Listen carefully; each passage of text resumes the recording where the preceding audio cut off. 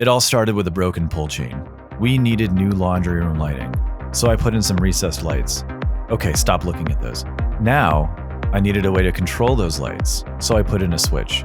This was all referenced in my very first video. See? There was a room where there was a light with no switch, and this was the solution, and I'll talk about that in a future episode. Then the washing machine broke. Then we had a kid, and another. They say you spend a third of your life sleeping, so buy a good bed.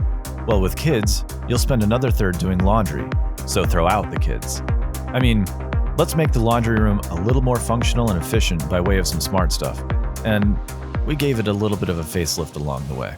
This is the American Laundry. I'm Patrick Hunt, and I want you to like smart home tech as much as I do. Real solutions with Matter, Apple Home, and a little creativity. Weekly, I'll show you how small upgrades can make a big difference. Welcome. We have a laundry closet, not a laundry room. So with limited space, we really need to make the most of it. And with the new lights and the new appliance set, we took the opportunity to make it look nice. We painted, we tiled, put in some custom shelving, and a new folding surface. Initially, when I put these new lights in, I wanted a switch on the wall, but I didn't want to run a wire from the fixture to the switch. So I tapped into the light switch on the opposite side of the wall just to power the smart switch. Back before the Matter days, or at least my Matter days, I was using GE devices. So these are GE recessed lights and a GE switch. I've since replaced all of these with Nanoleaf Matter over Thread recessed lights and the Innovelli White Series Matter over Thread switch. Today, this switch is essentially useless because I've since put in a PIR motion sensor from Eve. And instead of a presence sensor in a room like this, I actually recommend a motion sensor with some good automations.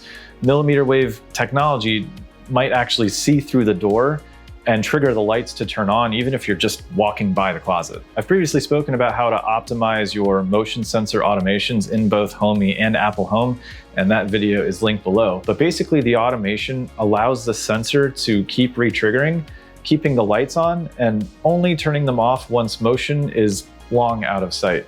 But I basically haven't touched this switch in about a year. It does still work though, turning the lights on and off. The Nanoleaf recessed lights and the Innovelli switch are both Matter over Thread, so they're playing a dual role in my smart home, both lighting the room and helping to strengthen my thread network. A laundry room is a great place for a water leak, so you'll want to stay vigilant. I put down an Aqara water leak sensor. I like these because they're teeny tiny and battery powered.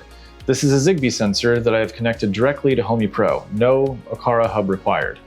And then I have exposed to Apple Home from there. I'm also using an Aqara water shutoff. If the sensor detects a leak, it shuts off the water and sends me a message. For music and podcasts, I'm using a Dio Node. This is a little AirPlay speaker. I recommend this speaker for small spaces where you don't want a HomePod. So a laundry closet is kind of perfect. The sound quality is fine, but there's very little bass, and I have linked my review in the description. Now, the main event, the washer and dryer.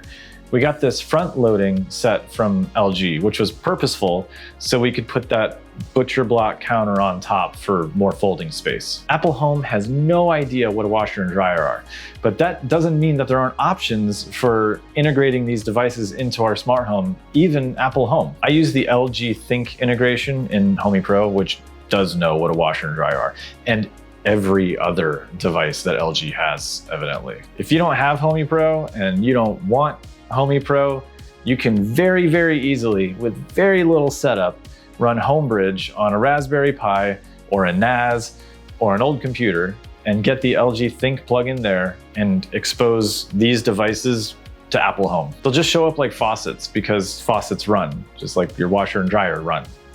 Yours are running right now. Better catch them. When your washer or dryer starts or stops running, that will be reflected in Apple Home. And so you can automate around those triggers. And these are specifically triggers, not actions. So these appliances changing state could trigger something else to happen, not something else triggering them to do something, at least in Apple Home. More on that at the end. Recently, Homebridge had a fairly major update to Homebridge 2.0, which made it a Matter bridge. A Matter bridge is a device that allows all its child devices to get exposed to different platforms via Matter integration. In this case, my washer and dryer and our Hatch Baby Rest speakers in the kids' bedrooms. As you know, some of these are barely smart home devices, but now they're smart and they're Matter adjacent, so I can integrate them into Apple Home, Google Home, Homey, etc. If you're sitting there hearing Homey Pro, Homebridge, and you're wondering why you would ever use something like Homebridge, I think of Homebridge as an Apple Home companion hub. It's like a DIY version of hubs like SwitchBot or Aqara or Lutron, but just for these oddball devices and then nothing more. I don't automate in it, I don't organize, I don't do anything else. Homey and Home Assistant are the places to build. Anyway, so how am I automating them? Currently in our house, we're doing a lot of laundry. So much fucking laundry.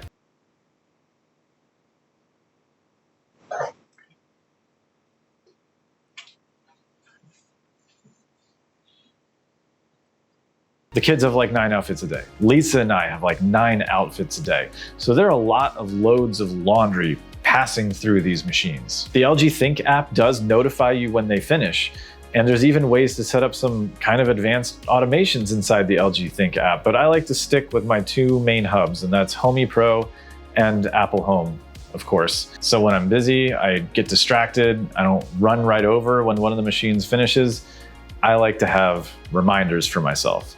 So here is my reminder automation in Homey Pro. When the wash cycle is finished, start a 60-minute timer. When the timer ends, send me a reminder to move the clothes to the dryer and start a new 60-minute timer. And then stop the timer when the dryer starts because I've moved the clothes. Now we don't have forgotten wet clothes just sitting in the wash. I don't have as simple of a solution for clothes sitting in the dryer. It would likely require some input from me. Maybe I could turn the LED on the Innovelli switch red to indicate clothes in the dryer, and pressing the config button once on the switch will clear a reminder notification and turn the LED back to white or off. I'm confident we're gonna forget to press that button if we can't remember to fold the clothes in the first place. I'm sending this message via Homey Pro. If you'd like to stay entirely in Apple Home, this can be achieved using the Controller for HomeKit app. You're basically creating the same structure of an automation using convert to shortcut and getting the contents of the URL that Controller for HomeKit creates with that message. You may run into limitations for how long that timer can run between sending messages. Every 60 minutes may be too long. I need to backtrack for a minute because there's a glaring hole in the story. LG owns Homey. They have automation capabilities for basically every LG appliance in the house, even remote controlling appliances via automations. From TVs to ovens to fans to washers and dryers, just not our TV or our washer and dryer, which aren't that old. The possibilities with an LG and Homey smart home are unlike anything I've really seen. And if LG wants to send me their suite of home appliances, I would be happy to share with you all just how deep the rabbit hole goes. So what started with just a broken pole chain led to more shelf space, a bigger folding surface, reactive lights, music, leak safety, and reminders to move those wet clothes to the dryer so we don't get backed up. If you haven't yet, please like and subscribe. Don't forget to follow me on Instagram, and I'll see you next week.